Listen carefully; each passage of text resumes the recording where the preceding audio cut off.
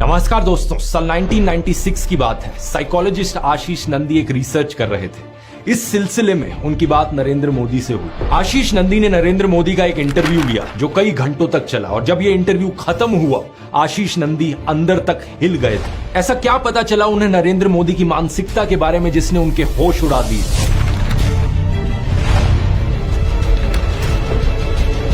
पिछले वीडियो मैंने आपको बताया था व्हाट्सएप और मीडिया पर नरेंद्र मोदी की क्या तस्वीर आपको दिखाई जाती है, क्या झूठी इमेज आपके सामने बनाई जाती है। आज के वीडियो में दोस्तों उनकी असल जिंदगी के बारे में जानते हैं। क्या है उनकी असली पर्सनैलिटी और उनकी असली मानसिकता। आप में से जो लोग नरेंद्र मोदी को अभी भी सपोर्ट करते हैं उनकी भयंकर तरीके से आंखें खुलने वाली है।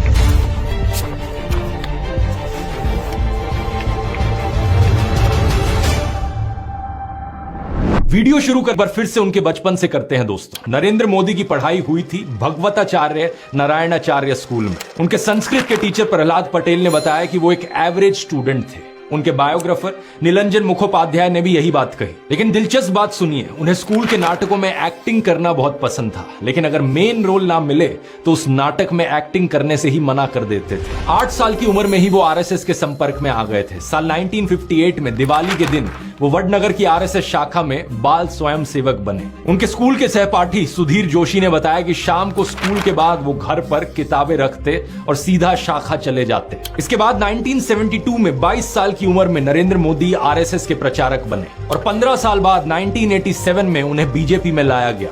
उन्हें एक कमाल के ऑर्गेनाइजर के रूप में देखा जाता था। जैसे कि एनडी मरीनो उनके द्वारा लिखी गई नरेंद्र मोदी की पॉलिटिकल बायोग्राफी में बताते हैं कि 1990 में राम रथ यात्रा हुई तो नरेंद्र मोदी गुजरात बीजेपी में शामिल थे और उन्होंने इस यात्रा के गुजरात वाले हिस्से के आयोजन में अपनी भूमिका निभाई। 1995 में उन्हें बीजेपी का नेशनल सेक्रेटरी अपॉइंट किया गया। जब चुनाव होता है तो लोग वोट देते हैं सरकार चुनने के लिए, या तो वोट लोग देते हैं सरकार को हटाने के लिए, पर लोगों के मन में एक नई धारा शुरू हुई है, वो है वोट टू पनिश। 2001 में इन्हें गुजरात का चीफ मिनिस्टर अपॉइंट किया जाता है। 2002 में दंगे होते हैं।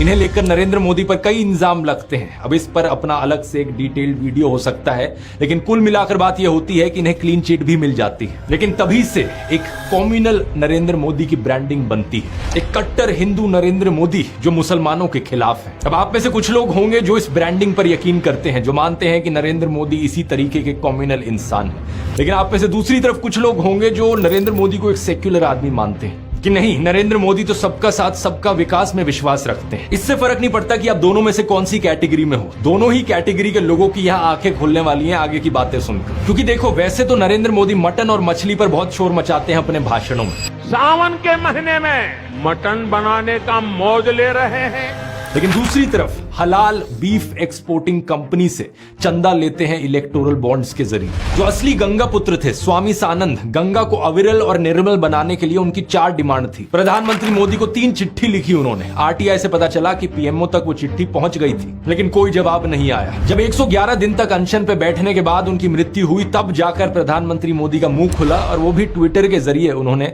श्रद्धांजलि दी उन्हें। एक हिंदू होकर कभी उनके मन में ख्याल नहीं आया कि किसी संत की मृत्यु होने का उन पर पाप लग सकता है। और वो तो हम क्या ही बात करें जो किसान आत्महत्या से मरते रहे हैं, उनमें क्या हिंदू नहीं है? उन हिंदुओं के लिए क्या किया? प्रज्वल रेवन्ना की उन वीडियोस में 2900 से ज्यादा महिलाओं का यौन शोषण देखने को मिला।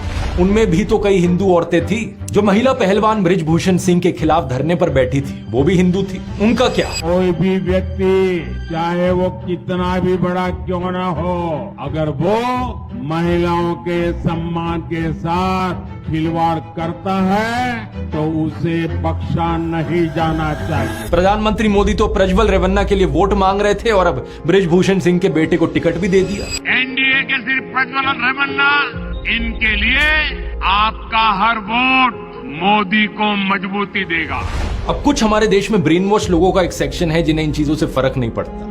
उन्हें नहीं फर्क पड़ता कि उनके घर की महिलाओं को सुरक्षा मिल रही है नहीं मिल रही, उनके बच्चों को शिक्षा मिल रही है नहीं मिल रही, रोजगार है नहीं है। उन्हें बस चाहिए कि मुसलमानों की ऐसी तैसी की जाए। और इन्हीं लोगों को मनाने के लिए नरेंद्र मोदी के हिंदू मुसलमान वाले भाषण होते हैं। कभी मोदी कहते हैं कि कपड़े देखकर दंगाइयों को पहचाना जा सकता है। ये आग लगाने वाले कौन है वो उनके कपड़ों से ही पता चल जाता है। तो अभी अमित शाह एक भाषण में मुसलमानों के खिलाफ डॉग विस्लिंग करते हैं, कहते हैं कि 2002 में उन्होंने दंगे की और नरेंद्र मोदी ने उन्हें सबक सिखाया। प्रधानमंत्री मोदी को इस सब की कोई हिचक नहीं है कि मैं प्रधानमंत्री हूं, मेरे पद की कोई गरिमा है, इस सब से कुछ फर्क नहीं पड़ता। खुल्लम खुल्ला कम्युनल बेशर्मी के साथ वो भाषण देते हैं। ये भाषण दिया था उन्होंने राजस्थान में, जहां मुसलमानों के खिलाफ नफरत फैलाकर वोट मिलने थे। इसका मतलब ये संपत्ति इकट्ठी करके किसको बांटेंगे? जिनके ज्यादा बच्चे हैं उनको बांटेंगे, घुसपैठियों को बांटेंगे।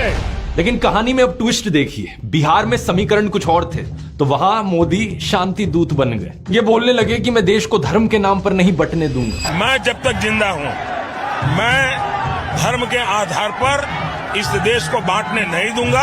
अलीगढ़ की रैली में भी मुस्लिमों के हितैषी बनकर आए थे, बोलने लगे कि कांग्रेस और समाजवादी पार्टी ने मुसलमानों के लिए कुछ नहीं किया है। कांग्रेस, सपा जैसी पार्टियों ने और मुसलमानों के राजनीतिक, सामाजिक, आर्थिक उत्थान के लिए कभी कुछ नहीं किया। और